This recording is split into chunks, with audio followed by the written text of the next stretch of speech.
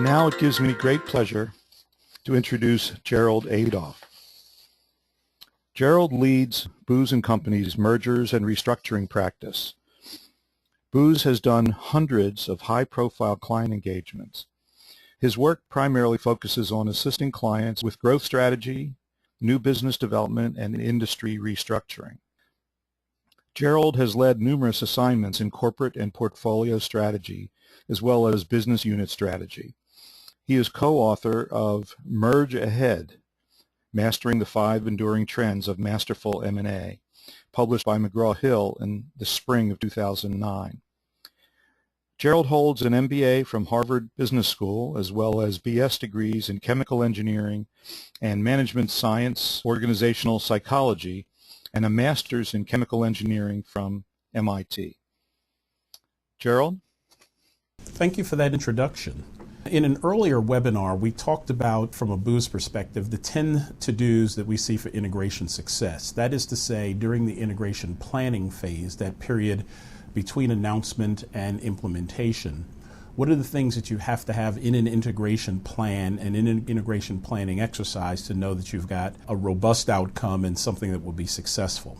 I'm not going to take time to go over those 10 today, but what I'm going to do, in keeping with the spirit of today's conversation, is to focus on program management and some of the elements within that we think are particularly important. There are a lot of things about program management that are standard practice. There are a lot of tools and techniques and things that will apply in any large project that will be useful in integration as well.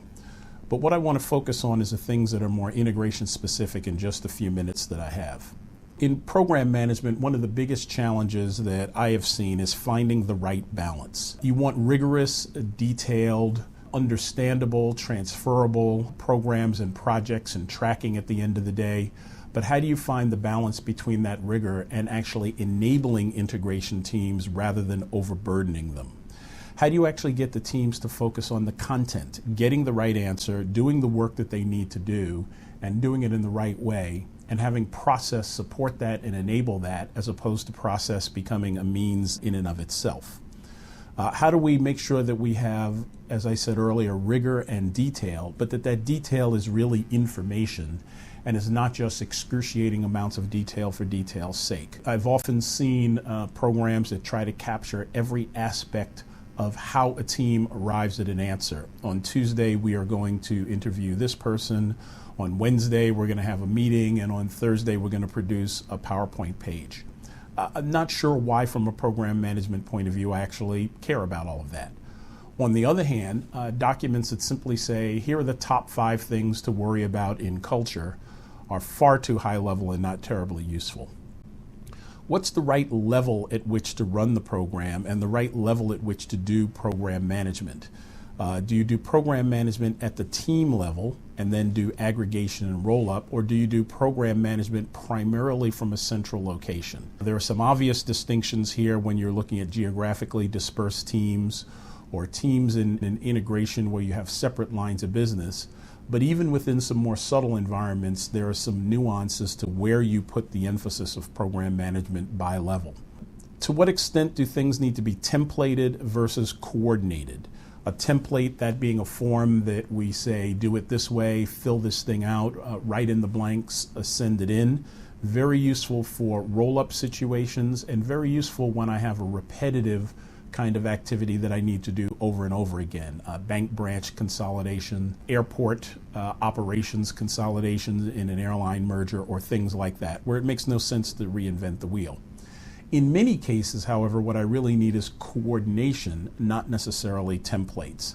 And in those circumstances, if the program office shows up with a telephone-sized book of templates to be filled out, it will be generally viewed as unhelpful rather than helpful. And how do I promote the right level of sharing with the right level of confidentiality and sensitivity?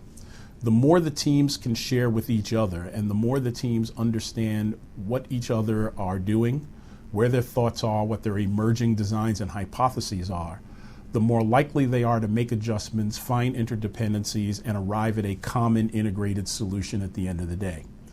On the other hand, there are some sensitivities around hypotheses. There are confidentiality concerns sometimes, even within the integration team. And the program office helping to find the right balance between those, we find to be one of the keys in success. I think that there are, moving to the last page, some lessons about all of this. If you are coming into a circumstance, I would suggest that you design your program management approach and your program office approach from the bottoms up. You really want to understand what is the natural work that teams need to do.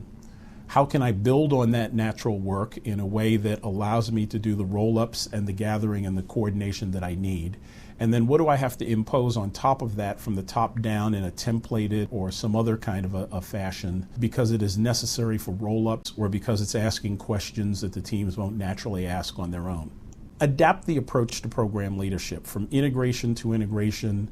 Make sure that it fits the culture of the company and the kind of circumstance and situation that you're in. Whatever worked the last time you did this will mostly work this time, but not exactly the next time around.